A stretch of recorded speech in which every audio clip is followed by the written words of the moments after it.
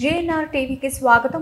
నిర్మల్ జిల్లా బాయంసా జిల్లా ప్రజలకి ఇబ్బంది జరగకుండా నిర్మల్ పట్టణంలోనే కోర్టు నిర్మాణం చేపట్టారు. నిర్మల్ జిల్లా బార్ అసోసియేషన్ అధ్యక్షులు మల్లారెడ్డి అన్నారు. ఈ సందర్భంగా ఆయన మాట్లాడుతూ నిర్మల్ జిల్లా కోర్టు భవనాలు ఆయా న్యాయస్థానాలు నిర్మల్ నుండి 10 కిలోమీటర్ల దూరంలోని మహిళా ప్రాంగణం పక్కా స్థలంలో నిర్మించాలని అనుమతులు జారీ అయ్యాయి.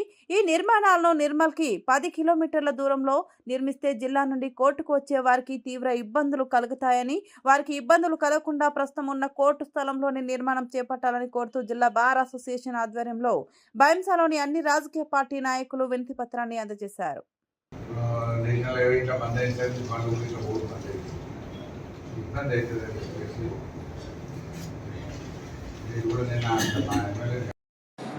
మహిళా ప్రాంగణం పక్కన నిర్మించాలనేటటువంటి దానికి నిరసనగా అన్ని పార్టీల వాళ్ళని కలుపుకొని, ఇది కేవలము న్యాయవాదులకు కోర్టుకో సంబంధించినటువంటి సమస్య కాదు, ఇది ప్రజలకు సంబంధించిన సమస్య. కాబట్టి ఆల్రెడీ మన నిర్మల్ జిల్లా లోపల కలెక్టరేట్ భవనమే ఊరు బయట కట్టిరు. దానివల్ల జిల్లా ప్రజలు చాలా ఇబ్బందులకు గురవుతున్నారు.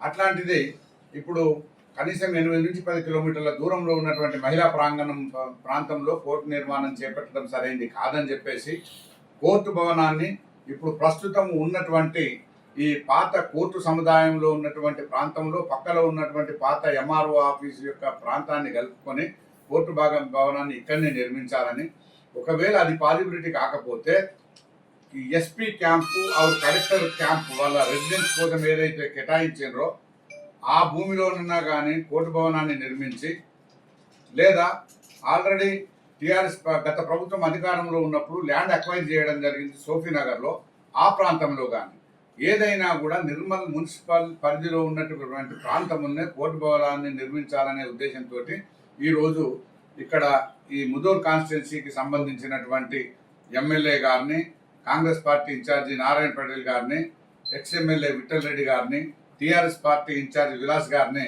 వీళ్ళందరినీ కలవడం జరిగింది.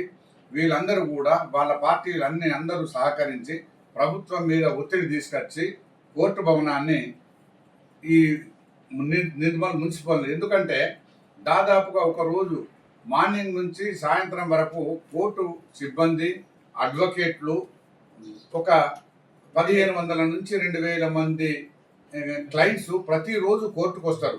అంటే కొన్ని వేల మందికి ఇన్కన్వీనియంట్ జరుగుతుంది. అక్కడ ఉన్నటువంటి మహిళా ప్రాంగణానికి పోవాలంటే అది పూర్తిగా అటవీ ప్రాంతము. మరి అక్కడికి వచ్చేటటువంటి బాధితులు ఎవరైతే ఉంటారో వాళ్ళు వయసు మీరిన వాళ్ళు అయి ఉంటారు, లేదా ఈ మహిళా కోర్టు దానికి వచ్చేటటువంటి వాళ్ళు లేడీస్, వాళ్ళకు రావడము పోవడము ప్రయాణ సౌకర్యం కూడా లేదు. కాబట్టి ఖచ్చితంగా ఇప్పుడు ఉన్నటువంటి కోర్టు సముదాయ ప్రాంతంలోనే కోర్టు నిర్మించాలనేటటువంటి ఒక డిమాండ్ తోటి మేము ఇక్కడికి రావడం జరిగింది. దానికి ముదూర్ నియోజకవర్గ నాయకులు, ప్రజలు అందరూ సహకరించాలని చెప్పేసి దాన్ని ప్రభుత్వం మీద ఒత్తిడి తీసుకురావడానికి మన కార్యక్రమాలను ఏదున్నా కూడా చేసి కోర్టు భవనం ఏదైతే ఉందో దాన్ని నిర్మల్ పట్టణంలో ఇప్పుడు ఉన్నటువంటి ప్రాంతంలో కానీ లేదా మున్సిపల్ పరిధిలో నిర్మించాలనేటువంటి డిమాండ్ తోటే మేము ఇక్కడికి వచ్చి అందరికీ వచ్చి రిప్రజెంటేషన్ ఇవ్వడం జరిగింది.